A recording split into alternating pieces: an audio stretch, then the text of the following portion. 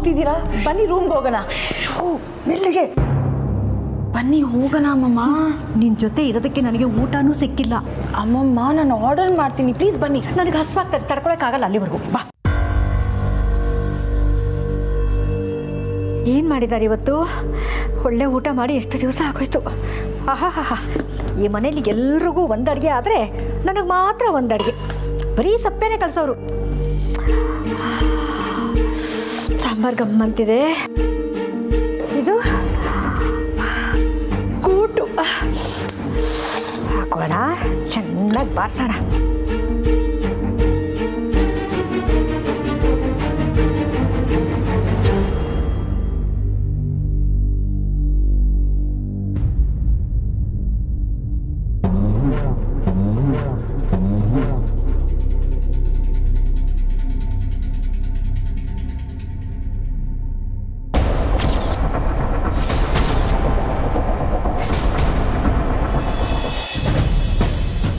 I don't think anyone is here, Kamli ಅವರೇ. ಇಲ್ಲ Rishi sir, ನಂಗೆ ಇಲ್ಲೇನೋ ಸರಿ ಇಲ್ಲ ಅಂತ ಅನ್ನಿಸ್ತಾ ಇದ್ದೆ. ನಿಮ್ಮಪ್ಪ ಬೇರೆ ಫೋನ್ ಪಿಕ್ ಮಾಡಲಿಲ್ಲ. ಸರಿ, ನಾನು ನಿಮ್ಮ ಇಂಟ್ಯೂಷನ್ನೇ ನಂಬ್ತೀನಿ. ಓಕೆ ಸರ್, ಇವಾಗ ಫೋನ್ ಮಾಡಿ. ಯಾರಿಗೆ? ನಮ್ಮ ಅಪ್ಪಂಗ? ಹ್ಞೂ ಸರ್, ಮಾಡಿ.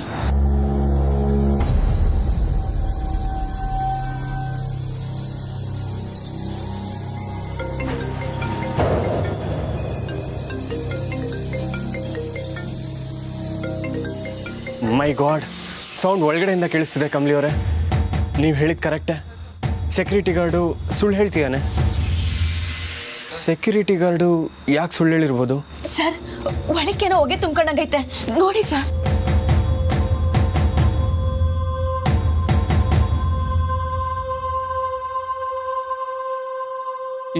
ಈಗೇನು ಮಾಡೋದು ಕಮಲಿ ಅವರೇ? ಬಾಗಿಲುಗಳು ಬೇರೆ ಹಾಕೊಂಡಿದೆ. ಒಳಗೆ ಹೇಗೆ ಹೋಗೋದು? ಹಾಂ, ನೀವಾಗಲೇ ಟ್ರೈ ಮಾಡಿದ್ರಲ್ಲ, ಆ ಥರ ಟ್ರೈ ಮಾಡಿ ಒಳಗಡೆ ಹೋಗೋಕ್ಕಾಗುತ್ತಾ?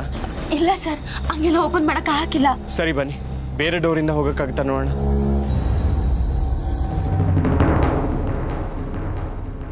ಅಯ್ಯಪ್ಪ, ಯಾಕೋಪ್ಪ ಇದಕ್ಕೆ ನನಗೆ ತುಂಬ ತಲೆನೋವು.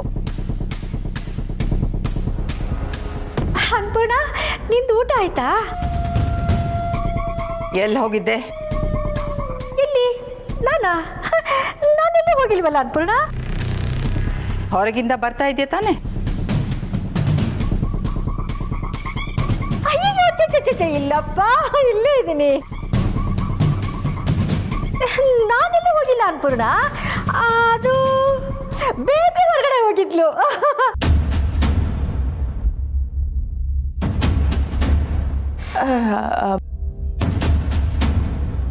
ಯಾ ಅಜ್ಜಿ? ನಾನು ಮಲಗಿದ್ದೆ ಅನ್ಪೂರ್ಣ. ಬೇಬಿ ಹೊರಗಡೆಯಿಂದ ಬಂದು ಅಮ್ಮಮ್ಮ ಬನ್ನಿ ಊಟ ಮಾಡೋಣ ಅಂತ ಕರೆದ್ಲು. ಪಾಪ ನಾನು ಊಟ ಮಾಡಲಿಲ್ಲ ಅಂದರೆ ಬೇಬಿನೂ ಹಸ್ಕೊಂಡಿರುತ್ತಲ್ಲ ಅಂತ ಬಂದೆ. ನೋಡಿದ್ಯಾ ಬೇಬಿ? ಇದಕ್ಕೆ ನಾನು ಬರಲ್ಲ ಅಂತ ಹೇಳಿದ್ದು. ನೋಡು, ಅನ್ಪೂರ್ಣ ನನ್ನ ಮೇಲೆ ಡೌಟ್ ಪಡ್ತಿದ್ದಾಳೆ. ಛೇ, ಹೋಗು, ಬೇಕಾದ್ರೆ ನೀನೇ ತಿನ್ನು, ಇಲ್ಲಾಂದ್ರೆ ಉಪವಾಸ ಮಲ್ಕೋ. ನಾನು ಹೋಗ್ತೀನಿ.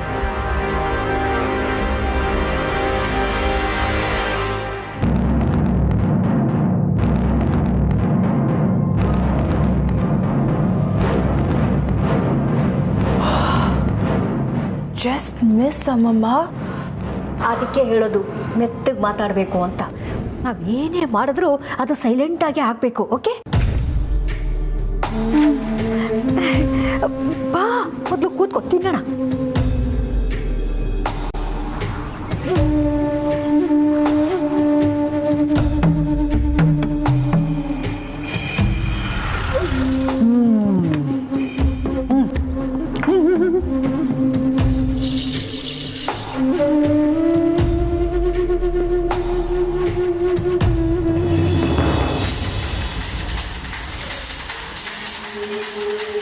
ಅಪ್ಪಯ್ಯ, ಬಾ ಬಾ. ಅಪ್ಪಯ್ಯ,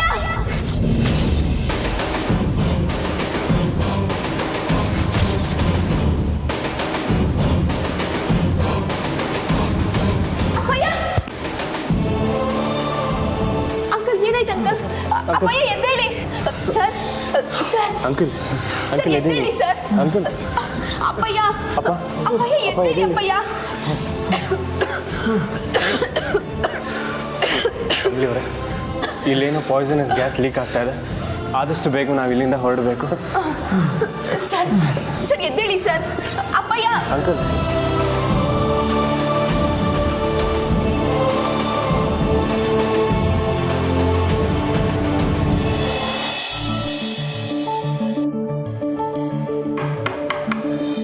ಗೌರಿ, ಮಾವಯ್ಯ ಬನ್ನಿ ಒಳಗೆ ಕುಂತ್ಕೊಳ್ಳಿ.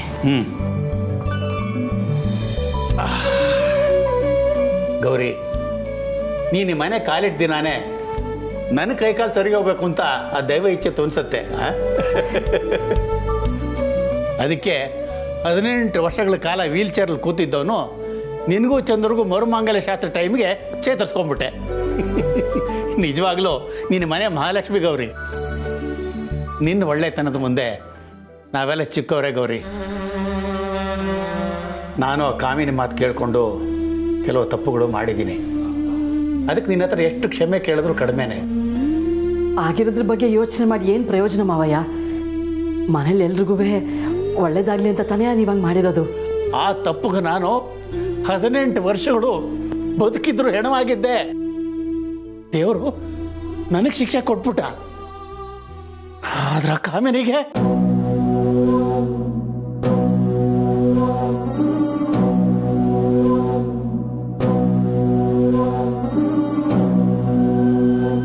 ಸಾಮಾನ್ಯವಾಗಿ ನಾನು ಯಾರಿಗೂ ಕೆಟ್ಟದ್ದನ್ನು ಬಯಸೋದಿಲ್ಲ.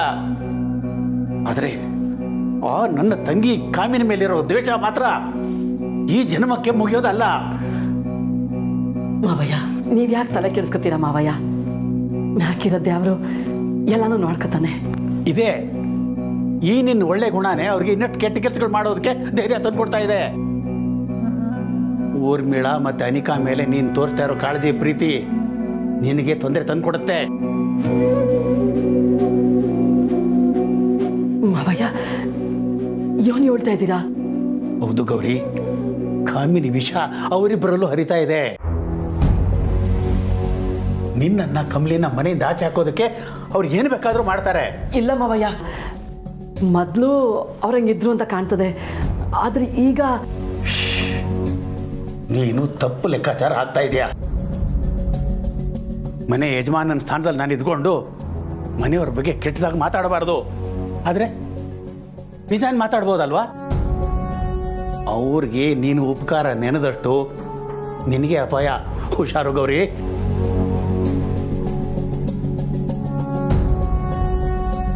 ನಿಧಾನ ಅಪ್ಪಯ್ಯ.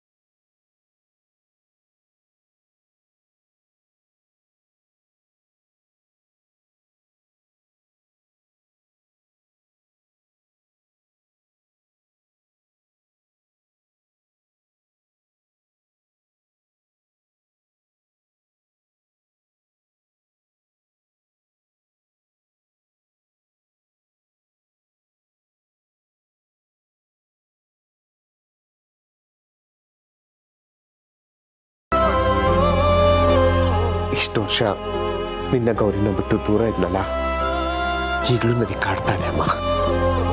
ಅಪ್ಪಯ್ಯ ಆಗಿರೋದ್ರ ಬಗ್ಗೆಲ್ಲ ಯಾಕೆ ಮಾತಾಡ್ತೀರಾ? ಬುಡಿ ಇವಾಗ. ಅವ್ವ ಅವ್ವ,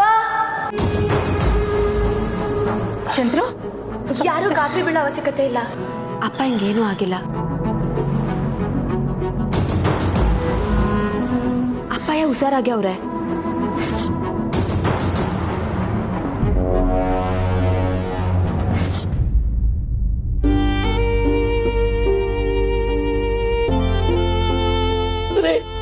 ನಿಮ್ಗೇನ ಹೆಚ್ಚು ಕಡಿಮೆ ಆಗಿದ್ರೆ ನಮ್ ಗತಿ ಏನು? ಅವ ಹೇಳ್ತೀವನಲ್ಲ, ಅಪ್ಪ ಹಿಂಗೇನೂ ಆಗಿಲ್ಲ ಅಂತವ. ನನ್ಗೆ ಯಾರಿಗೆಯೋ ನಾನು ಅನ್ಯಾಯ ಮಾಡಿದ್ದೆ, ಯಾಕೆ ಹಿಂಗೆಲ್ಲ ಆಯ್ತು? ಗೌರಿ ಸಮಾಧಾನ ಮಾಡ್ಕೊಳ್ಬೇಡ. ಆದರೂ ಈ ಗೆಸ್ಟ್ ಹೌಸಲ್ಲಿ ಗ್ಯಾಸ್ ಲೀಕ್ ಆಗೋದಕ್ಕೆ ಏನು ಕಾರಣ?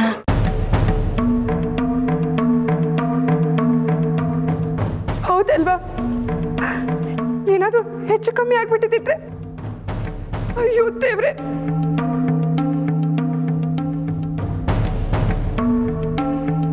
ಅಮ್ಮ ಆಗಿದ್ದಾಯ್ತು ಬಿಡಿ. ಕಮ್ಲಿ ಸರಿಯಾದ ಸಮಯಕ್ಕೆ ಬಂದು ನನ್ನ ರಮೇಶ್ನ ಕಾಪಾಡಿದ್ಲು.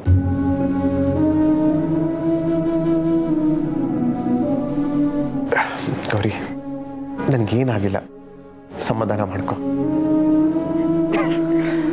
ಒಂಚೂರು ನೀರು ತಗೊಂಡ್ಬರ್ತೀಯಾ? ಈಗಲೇ ತಂದೆ. ಅಜ್ಜಿ, ನಾನು ಮತ್ತೆ ರಿಷಿ ಸರ್ ಡಾಕ್ಟರ್ ತವ ಕರ್ಕೊಂಡೋಗಿದ್ವಿ. ವಿಷಾನಿಲ ಕುಡ್ದಿರೋದ್ರಿಂದ ಲಂಗ್ಸಲ್ಲಿ ಹೊಸ ಇನ್ಫೆಕ್ಷನ್ ಆಗಿರ್ಬೋದು ಅಂತ ಡಾಕ್ಟರ್ ಹೇಳೋರೆ. ಒಂದು ಡ್ರಾಪ್ಸ್ ಹೇಳೋರೆ, ಅರ್ಧ ಗಂಟೆಗೊಮ್ಮೆ ಮೂಗಿಗೆ ಹಾಕ್ಬೇಕಂತೆ. ಅದನ್ನ ನಾನು ನೋಡ್ಕೋತೀನಿ ಅಜ್ಜಿ. ಹಂಗೆ ಒಂದಿಷ್ಟು ಮಾತ್ರೆಗಳು ಕೊಟ್ಟವ್ರೆ, ಅದನ್ನ 2 ದಿನ ತಕೊಂಡ್ರೆ ಸರಿ ಹೋಯ್ತೈತಂತೆ. ಸರಿಮ್ಮ.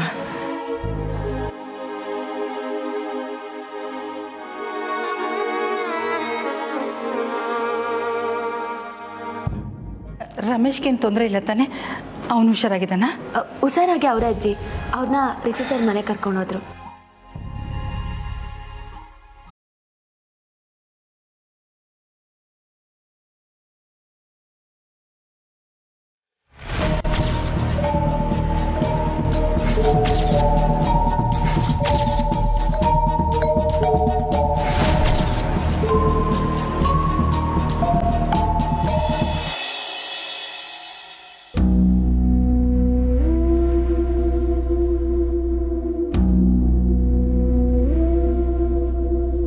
ನಂಬಿಕಸ್ತ ನಿಯತ್ತಾಗಿರ್ತಾನೆ ಅಂತ ಕೆಲಸ ಕೊಟ್ರೆ ಈ ತರ ನಮ್ಗೆ ದ್ರೋಹ ಮಾಡಿದ ಅವನು. ಆ ಸೆಕ್ಯೂರಿಟಿನ ಸುಮ್ಮನೆ ಬಿಡಲ್ಲಪ್ಪ ನಾನು. ರಿಷಿ, ನಿಂತ್ಕೋ. ಆ ಸೆಕ್ಯೂರಿಟಿ ಗಾರ್ಡು ಅಲ್ಲಿಲ್ಲ. ವಿಷಯ ಲೀಕ್ ಆದ ಕೂಡ್ಲೇನೆ ಅಲ್ಲಿಂದ ಎಸ್ಕೇಪ್ ಆಗಿದ್ದಾನೆ. ಶಿಟ್, ಅವ್ನಿಗೆ ಇದನ್ನೆಲ್ಲ ಮಾಡೋದಕ್ಕೆ ಯಾರು ಹೇಳಿದ್ರು ಅಂತ ತಿಳ್ಕೊಬೇಕಾಗಿತ್ತು. ರಮೇಶ್, ನಿಮ್ಮ ಬಿಸ್ನೆಸ್ ವೈರಿಗಳು ಯಾರಾದರೂ? ಇಲ್ಲ ತಾರ, ನಾವಲ್ಲಿಗೆ ಹೋಗಿದ್ದು ಯಾರಿಗೂ ಗೊತ್ತಿರಲಿಲ್ಲ. ಅವನು ಇದನ್ನೆಲ್ಲ ಯಾರ ಜೊತೆ ಇನ್ವಾಲ್ವ್ ಆಗಿ ಮಾಡಿದ್ದಾನೆ ಅಂತ ನಂಗೆ ಗೊತ್ತಪ್ಪ, ಆದ್ರೆ ಅದು ಯಾರು ಅಂತ ಗೊತ್ತಿಲ್ಲ. ರಿಷಿ, ಪೊಲೀಸ್ ಅವರು ಇನ್ವೆಸ್ಟಿಗೇಷನ್ ಶುರು ಮಾಡಿದ್ದಾರೆ. So let's wait. ರಿಷಿ, ನನಗಿಂತ ಸಿವಿಯರ್ ಆಗಿ ಎಫೆಕ್ಟ್ ಆಗಿರೋದು ಚಂದ್ರಗೆ. ಅವನು ಹೇಗಿದ್ದಾನೆ ಅಂತ ಒಂಚೂರು ಚೆಕ್ ಮಾಡಪ್ಪ. ಸರಿಪ್ಪ. ರಿಷಿ, ಇನ್ನೊಂದು ವಿಷಯ, ಇದು ಯಾರು ಮಾಡಿದ್ರು ಏನು ಎತ್ತ ಅಂತ ತೀರ ತಲೆ ಕೆಡ್ಸ್ಕೊಡಕ್ಕೆ ಹೋಗ್ಬೇಡ. ನೀನು ತೊಂದರೆಗೆ ಸಿಕ್ಕಾಕೊಳ್ಳೋದು ನಂಗೆ ಇಷ್ಟ ಇಲ್ಲ. ಆದ್ರೆ ರಿಷಿ, ಅಪ್ಪ ಹೇಳ್ತಿರೋದು ಸರಿ. ಇದನ್ನ ಬಿಟ್ಬಿಡು, ಪೊಲೀಸ್ ಅವ್ರು ನೋಡ್ಕೋತಾರೆ. Let him take rest.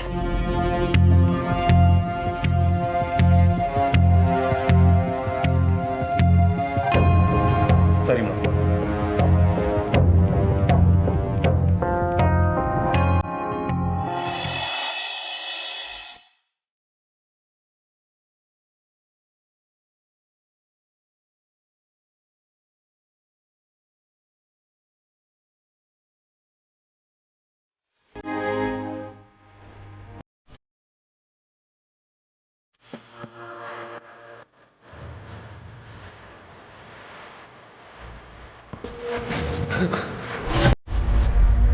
ಅಪ್ಪಯ್ಯ, ಏನಾಯ್ತಪ್ಪಯ್ಯ?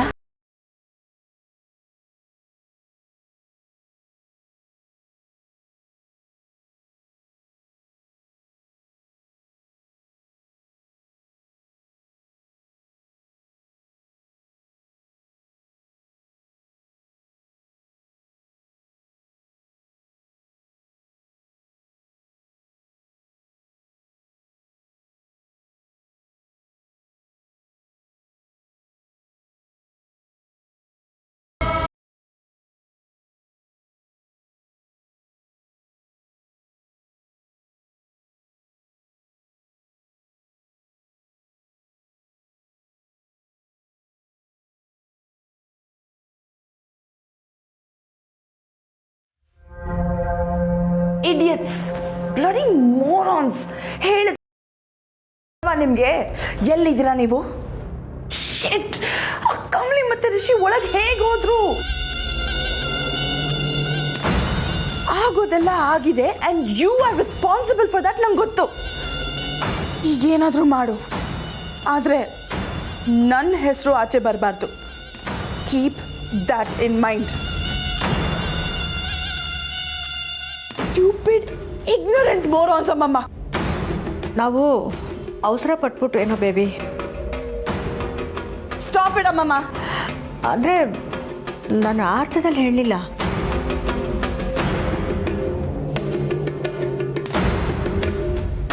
ನೋಡಿ ನೋಡಿ ನನ್ನ ಕೈ ಹೇಗೆ ನಡೀತಿದೆ. ಹಾಫ್ ಅನ್ ಅವರ್ ಬ್ಯಾಕ್ ಇದ್ದಂಥ ಕಾನ್ಫಿಡೆನ್ಸ್ ಈಗ 1% ಇಲ್ಲ. ಇನ್ಫ್ಯಾಕ್ಟ್ ತುಂಬ ಭಯ ಆಗ್ತಿದೆ ಅಮ್ಮಮ್ಮ. ಪ್ಯಾನಿಕ್ ಅಟ್ಯಾಕ್ ಆಗೋ ಅಷ್ಟು. ನಿನಗಷ್ಟೇ ಅಲ್ಲ ಬೇಬಿ, ನನಗೂ ಭಯ ಆಗ್ತಿದೆ. ಈ ಪ್ಲ್ಯಾನ್ ಹೀಗಾಗತ್ತೆ ಅಂತ ನಾನು ಅಂದ್ಕೊಂಡಿರಲಿಲ್ಲ. ಆ ಸೆಕ್ಯೂರಿಟಿ ಬರೀ ನಿನ್ನ ಮುಖ ನೋಡಿದ್ದಾನೆ baby. I don't know what to do baby. ಅಮ್ಮಮ್ಮ, ನೀನು ನನ್ನ ಜೊತೆ ಇರೋದು ನನಗೆ ಧೈರ್ಯ ಕೊಡೋಕ್ಕೋ ಅಥವಾ ಭಯ ಪಡ್ಸೋಕ್ಕೋ?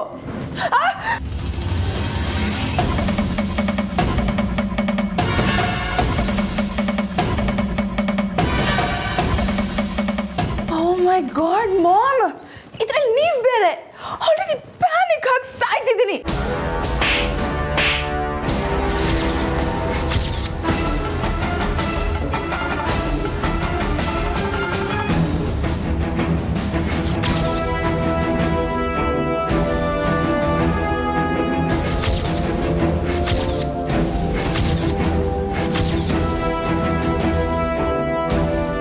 ಮಾಮ್, ಮುಚ್ಚೆ ಬಾಯ್.